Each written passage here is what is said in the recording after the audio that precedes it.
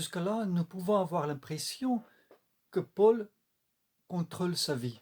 C'est lui qui décide où il va aller, c'est lui qui décide où il doit implanter, où il veut implanter l'Église. Mais à partir du chapitre 21, sa vie va totalement basculer. Parce que ces chapitres 21 à 28 nous relatent 5 épreuves que Paul a dû traverser. Le chapitre 13 à 20, du 13 à 20 nous relate justement ces 3 voyages de Paul. La raison pour laquelle Luc nous raconte ces épreuves de Paul, c'est justement pour nous encourager, pour nous montrer jusqu'à quel point Paul était vulnérable, mais Dieu l'a protégé. Paul était convaincu qu'il doit aller jusqu'à Rome pour annoncer, pour proclamer l'évangile, et il va le faire, mais enchaîné. Luc voudrait nous aussi souligner jusqu'à quel point l'évangile est aussi annoncé jusqu'à l'extrémité de la terre, en quelque sorte. Comment plus en plus de personnes acceptent l'évangile. Comment cet évangile fait appel à toutes les populations, à tous les peuples. Comment tous les peuples acceptent l'évangile. Regardons maintenant les 9 premiers versets du chapitre 21, justement pour retracer le retour de Paul vers Jérusalem, vers Kos, l'île de Kos, Rhodes, Chypre, Tyr, Césarée, jusqu'à Jérusalem. Ce qui est intéressant de ces premiers versets du chapitre 21, ce n'est pas le lieu qui est mentionné, mais la façon comment la communion fraternelle a été vécue. Si vous regardez le premier verset, ça dépend de la traduction, mais une traduction plus proche de l'original nous dit « après nous être arrachés d'eux ». Donc il y avait ce lien fort là, il est en train de quitter l'église à Éphèse, et il y avait les liens forts avec les chrétiens à Éphèse. Au chapitre 20, à la fin, les versets 36 à 38 nous soulignent aussi cet aspect. Après avoir ainsi parlé, Paul se mit à genoux et pria avec eux. Tous, alors, éclatèrent en sanglots. Ils se jetaient au cou de Paul pour l'embrasser. Ce qui les affligeait surtout, c'était de l'avoir entendu dire qu'ils ne reverraient plus. Puis, ils l'accompagnèrent jusqu'au bateau. On voit aussi quand il arrive à Tyr, dans une église qui était, on ne croit pas c'est Paul qui a implanté cette église, qui est plutôt peut-être la suite des fuites des chrétiens après la mort d'Étienne. Donc c'est ces chrétiens qui est parti après, qui ont créé cette église. Comment aussi il était accueilli par ces chrétiens à Tyr. Ces versets soulignent jusqu'à quel point l'hospitalité est importante pour les chrétiens. Où on partage notre temps, on partage nos possessions. Il y avait aussi dans ces versets la façon que cette communion fraternelle a été exprimée, aussi l'expression d'affection, expression physique l'un envers l'autre. On voit aussi l'importance de la prière entre les frères. Et ils cherchaient aussi en tant que chrétiens ensemble la volonté, le Saint-Esprit. Comment le Saint-Esprit doit leur guider dans cette étape qui est devant eux. Nous allons regarder, je vais sûrement à partir de quelques versets souligner l'importance justement de l'hospitalité pour l'Église à l'époque, mais aussi pour nous aujourd'hui. Donc ce verset souligne justement le fait pour être responsable en sein de l'Église, il faut être hospitalier. Donc ce verset souligne le fait que l'hospitalité est l'un des dons de la grâce donnés à certains pour exercer leur ministère, et justement parce que c'est un don, il faut l'exercer comme reconnaissance pour ce que Dieu a fait sans se plaindre. Ce texte nous dit qu'il faut aussi montrer la générosité envers ceux qui sont dans le besoin. Ce texte nous rappelle l'hospitalité envers l'étranger, qu'il faut le traiter comme s'il fait partie de notre famille. Ce texte nous rappelle que nous devons montrer l'hospitalité envers ceux et celles qu'on ne connaît pas, vers les étrangers qui ne sont pas les amis proches. La façon que cette hospitalité est exercée aussi aujourd'hui dans notre vie dépend aussi bien sûr des saisons de notre vie. Parce qu'il y a certains moments de notre vie où c'est plus difficile de consacrer le temps, de l'argent et aussi le côté psychologique dans, dans l'accueil des autres. Donc il faut aussi tenir compte de cela. Et les questions se posent justement comment on peut accueillir particulièrement de nouvelles personnes dans notre milieu, dans notre contexte actuel. Nous vivons dans un contexte où on peut avoir contact avec des personnes qui viennent d'autres pays, qui sont loin de leur famille. Donc là, on peut aussi montrer notre hospitalité, de l'accueillir, de l'aider de s'installer, de trouver les endroits qu'il faut pour acheter des choses, pour leurs papiers, etc. Mais avant tout, l'hospitalité, c'est aussi une attitude du cœur, c'est une disposition que nous avons dans notre cœur pour faire de la place pour celui qui est étranger de nous. Dans cet accueil des autres, il y a aussi question qu'on a vu au travers de ces versets que nous avons lus. Il y a aussi un partage de biens matériels. Ce n'est pas seulement le temps, mais aussi consacrer nos biens partager nos biens avec autrui. Ça peut être par les gestes assez simples qu'il faut se réfléchir comment on peut accueillir l'autre.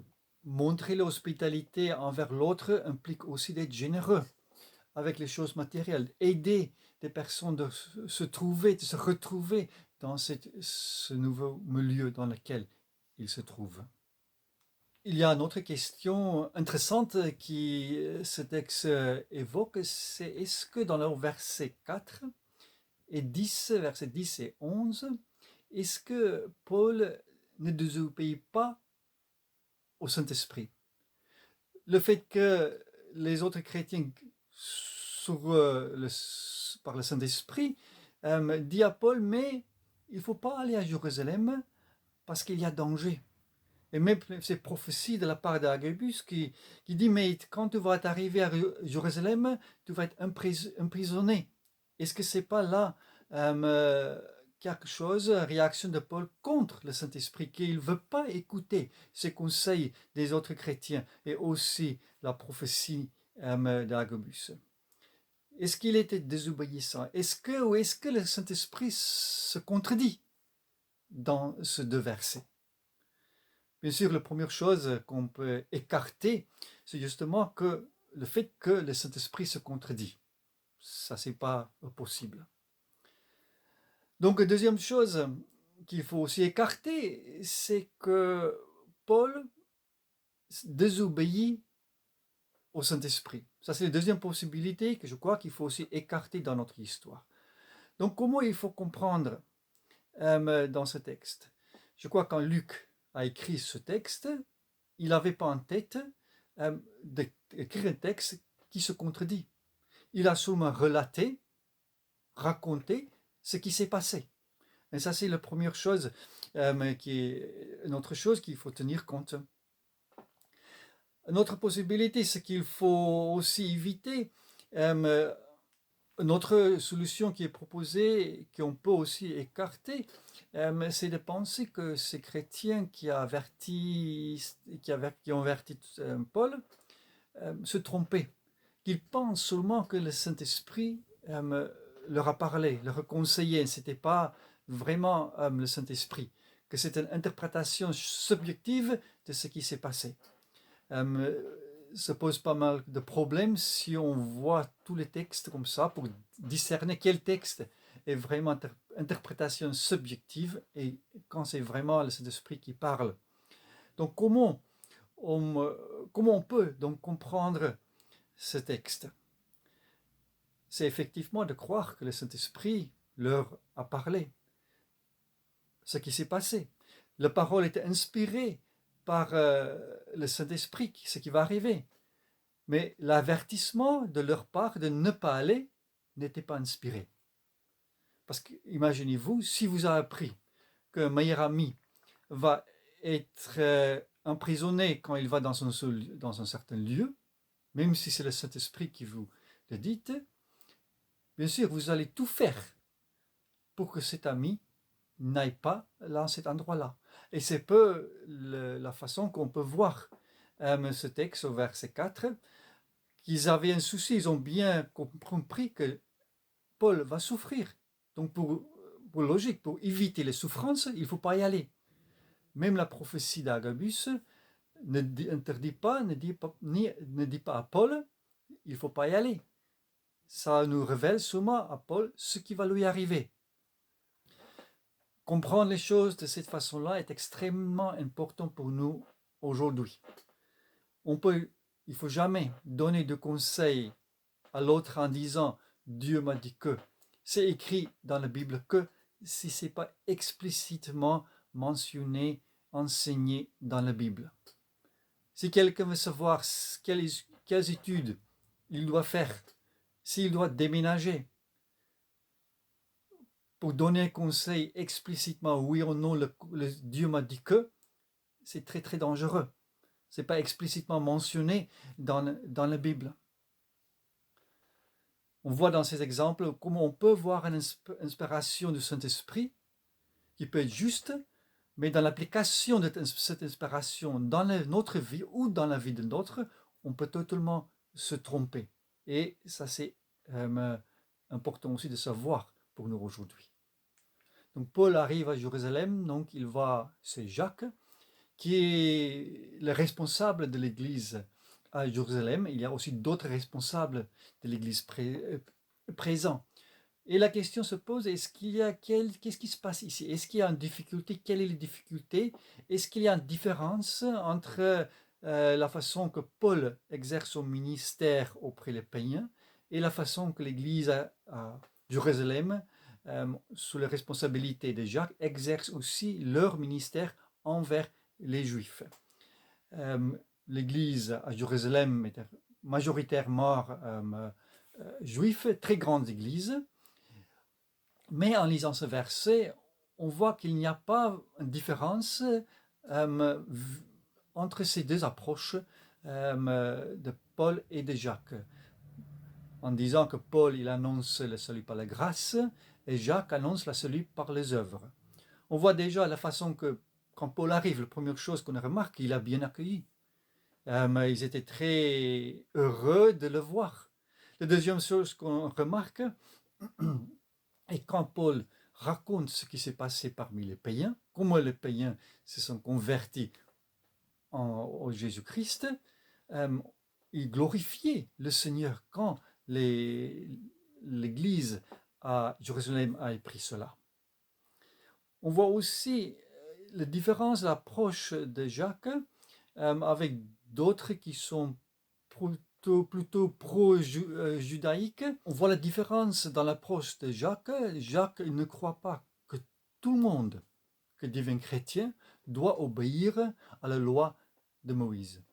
Les versets 21 et 22 soulignent la préoccupation de Jacques que les Juifs qui se trouvent parmi les païens, qui vivent parmi les païens, c'est ces Juifs-là.